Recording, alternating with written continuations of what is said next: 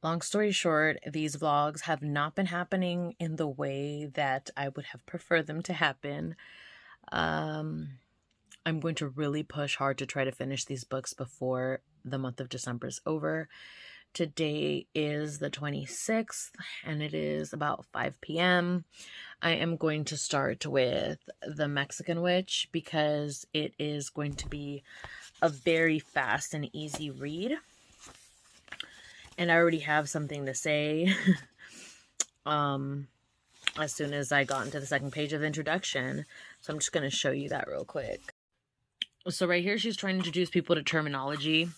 And most of the terms in red, well, actually, I think all of the terms in red are going to be in Spanish. And then, well, except for this one. Okay, maybe not all of them. And she gives a description. But there's like going to be a difference depending on your background. So this is another reason why I think this is very much an introductory or beginner book, because it's giving you these definitions in this way. But amarre, it says any spell that draws in love or keeps someone faithful. Now, the translation of amarre in the way that I would translate this is a binding spell. So it says that draws in love or keeps someone faithful. It can be a binding spell, but I think that there's other different ways to bind people. Let's see what else. And a lot of these other definitions, I think, are very dependent on where you're from. And this is just going to go with any book you're reading. So that's like not a big deal. Let's see, where am I at? Trabajo is translated to work. So a continuous amount of spell work to take care of a problem. I would just call it a working. I don't think that I would define it this way, but like I said, this is just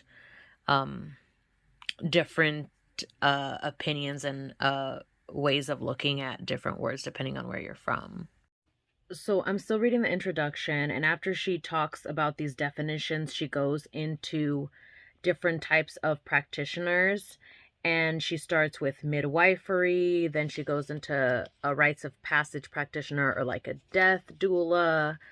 Then she goes into like an herbalist. Yerbera is a lot more witchy or like occult sounding in Spanish than it does sound in English. I think, like, if you say somebody is a yerbera in Spanish, at least from where my parents come from and how I was raised, it sounds a lot more metaphysical than if you were to say like herbalist in English. To me, I think herbalist is very well accepted regardless of faith. But when you say yerbera, it kind of brings in a certain type of connotation. Just putting that out there. Then it says, then it goes into a psychics, it goes into mediums. Like, it's just basically giving examples of what that is. So like I said, very intro type of book. But then it says curanderex or curandero, curandera, which is a, or can be a type of shamanic healer. And this is where it's a little like weird to me, because the first thing it talked about was midwifery. Now, midwifery is not just solely for curandero or curandera practitioners. But for some reason, when she talks about curanderos or curanderex, she doesn't bring up midwifery there as a possibility. And that seems kind of weird to me, because that's, I think, a big part of curanderos is midwifery as well as being a yerbera.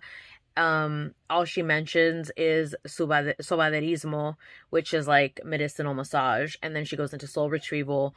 Well, she doesn't go into it, but she mentions soul retrieval and spiritual advice, mentions altars. And then she mentions that many of this practice, work with elders, leaders of the community, and they practice associated more with folk Catholicism, which isn't false information, but it leaves so much more out, like compared to some of the other things. this is where she talks about midwifery, rites of passage, psychic, medium, and this is the small section she talks about curanderex. So I just feel like it could have been a lot better by just adding maybe another paragraph. That's the only like caveat that I have with that. Then we get into a section that may not make a lot of people happy, depending on where you're from or how much you care about certain things. And also, your generation, I think, has a lot to play into this. And she talks about things you shouldn't do to avoid culturally appropriating.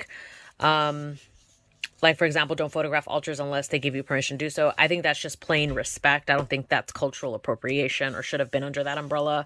Don't use white sage unless it's gifted to you by an indigenous person as a medicine. See, that's like very, very specific and particular to an individual. Okay, so she doesn't, another thing to note, she doesn't have a full bibliography in the back. She has Appendix 1 and 2 in, to do correspondences with crystals, which is Appendix 1, and Appendix 2 is herbs. But she does cite some stuff. Like right here, she's talking about sound, and she says many scientific studies have shown the benefits of the sound music therapy. Music and sound can heal depression, anxiety, aid in pain management, and even heal tumors. Down here, this is her source, Healing with Sound, Frequency, and Vibration by Gaia.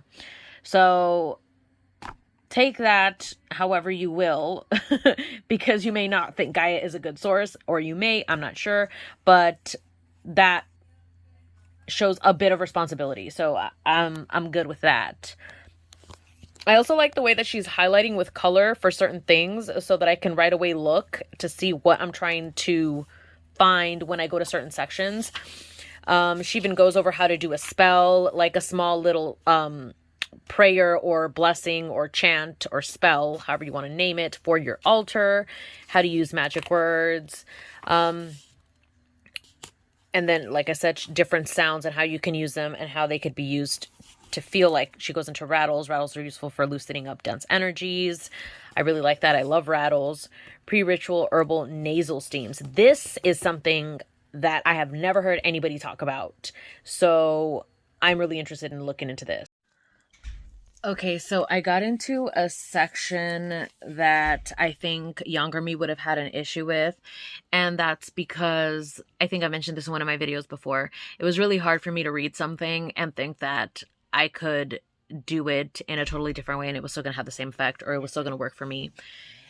And she's said a few different times, you must have this, or you need this, or you must perform this many times until this happens. And that's something that I would have had an issue with before. Now I'm in a place where I can not do that. I can read it and be like, okay, well, that's the way she does it. That's what works for her. Cool. I can try that and see if it's effective for me in my practice. And if it is, I'll keep it or not, or whatever. Like, it doesn't matter. But I really liked that would have been an issue for me in the past, and it's not now, but I can see how it can present a bit problematic for beginners, because this is pretty much, to me, I think, a beginner book. And if they're thinking that they have to do things a certain way, it can present a problem. And that, to me, is why I really need to do a review on Kellyanne's Rebel Witch book that I'm looking at right now, because it is very different than that, but another video for another time. But I am also going to applaud her, because she does talk a lot about consent. So she is really big on consent and not trying to offend people and trying to do things the proper way. She didn't explicitly say that this type of witchcraft is for people that are or are not of Mexican descent. And I think that's why she states the whole do's and don'ts to not culturally appropriate. And she defines so many of the things found in botanicas or metaphysical shops that are owned by, people of color, because she wants you to be able to do so in the most respectful manner possible. So I will commend her on that. Okay, so I am I'm about to start part 2. Which is the practice of brujeria. What was the name of part 1? It's intro. Part 1 was the essentials of brujeria. So I am going to be done with that. And she finishes off that section with talking about different magical waters and spells that you can do with different waters and what purposes those would be for. Then she goes into crystals, using crystals, and then scrying with crystals. And something I found interesting is that she has a section where she talks about tarot and crystal scrying rituals, and then she has scrying set 1 and then names a few crystals and then says what that is for. And before that, she says how to scry. So she tells you how to scry, her method, and then she goes into giving you up to 6 different scrying sets that include crystals and the purpose that those would help with. And that is something I have never seen before. So kudos to her for definitely bringing in a creative punch. That's really cool. I am moving because I am walking on my treadmill as I'm reading this book. And I just got to this section that confirms that Miss Valeria Ruelas is a huge fan of the tarot because she starts by talking about how the Rider-Waite is her favorite tarot deck to use, and then why, and how you can use tarot a bit. Then she goes on to give you a meaning, or divinatory meaning for every single one of the tarot cards. They're not like pages and pages for one card. It's like maybe a paragraph. I haven't flipped through all of them just yet, but that's pretty cool to have in a beginner book, because most beginner books will just say, use these tools for divination, see what works for you, da-da-da-da. But she actually went and wrote a little paragraph for every single card by suit. So that's pretty cool. Okay, so 7 of Wands, 8 of Wands, 9 of Wands, 10 of Wands, Page of Wands, Knight of Wands. I could not read that right now. So this is pretty cool.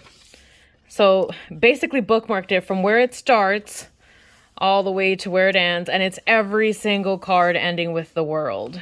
So that's pretty cool because it gives you a little bit of her interpretation of the deck, apart from whatever booklet or books you may already have. Or if you have none, this little book will give you a little bit of that too, along with all the other things that it already explains. I just completed reading the book. So there are a few things I wanted to point out. This book